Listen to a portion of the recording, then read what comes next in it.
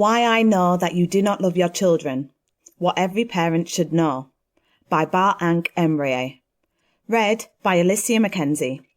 Scroll 1 of the Fuzzy Logic series. Produced by Golden Child Promotions Publishing Company. Chapter 1. Needs. I have learned a lot in my life, but I still feel like a fool. You see, the more I learn, the more I realise that I don't know anything, not on the grand scheme of things. I have had the opportunity to have a lot of invaluable experiences which have shaped and moulded me into the being that I am today. I am still a fool, but a much wiser fool than the day before. I left school when I was 15 years old with no qualifications and decided a few years later that I would like to learn business as I felt it may be a way forward. I somehow managed to coerce myself onto a business course, a certificate and diploma in business management with NEBSM. One of the first things that they taught me was a managerial concept which I am sure you have all heard of. It is quite an old dated concept now. It was a theory brought about by Maslow's study into human motivation and psychology called Maslow's hierarchy of needs. Self-actualization, esteem, love, belonging, safety, physiological. Maslow's hierarchy of needs represented as a pyramid with the more basic needs at the bottom. Maslow's hierarchy of needs is a theory in psychology proposed by Abraham Maslow in his 1943 paper, A Theory of Human Motivation. The theory is used to study how humans are motivated. Let us have a look at what he has noted. We can start from the most basic needs. 1. Physiological needs. Food, water, sleep, shelter, sex. I agree with Maslow here. I feel that these are our basic requirements for human motivation. These are the things that we need to get right to motivate our children and ourselves. Do we give our children the right food, the right water? Do they get enough sleep or go to bed at the right times? Are their sleeping patterns and routines structured? Have we spoken to them about sex? If not, who is going to give them that knowledge? Some dirty old man or woman? 2. Safety. Personal security, emotional security, financial security, health and well-being. Safety needs against accidents and illness. This speaks for itself, really. We all need to stay safe, and I am sure that we would like our children to be safe on all levels, from personal to emotional security. 3. Love, belonging.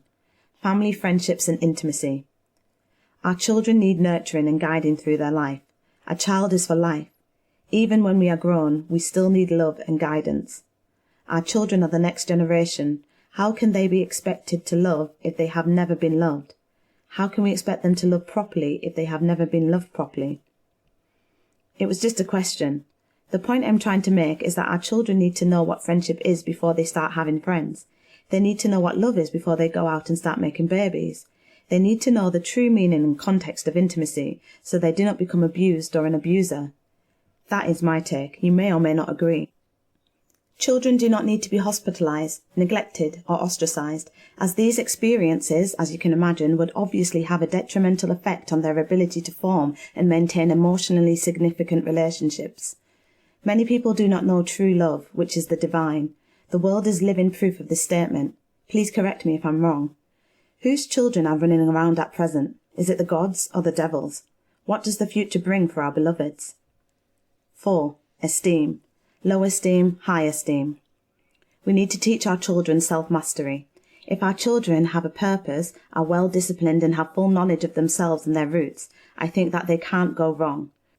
With good self-esteem, they will be going somewhere as they have direction and are equipped with patience and knowledge to see things through. If our children have no purpose, no knowledge of self, or no morals, how can we expect them to succeed in this life? Let's make this not the case. We need to all think to ourselves, have we equipped our children for this life? 5. Self-actualization. Mate acquisition, parenting, utilizing abilities, utilizing talents, pursuing a goal, seeking happiness. What a man can be, he must be. Abraham Maslow. We need our children to become the best version of themselves that they can be.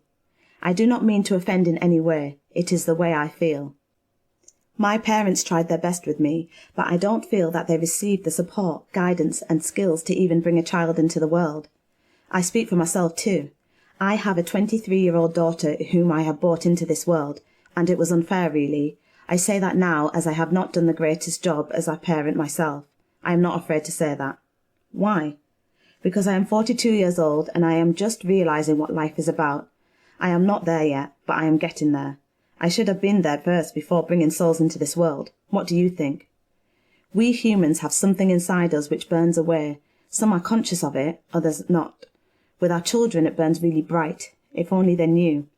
What is it, you may ask? A burning desire to reach our full potential. This is inborn in us humans, as Maslow studies highlight. We need to find ourselves and find what power we bring to this world table.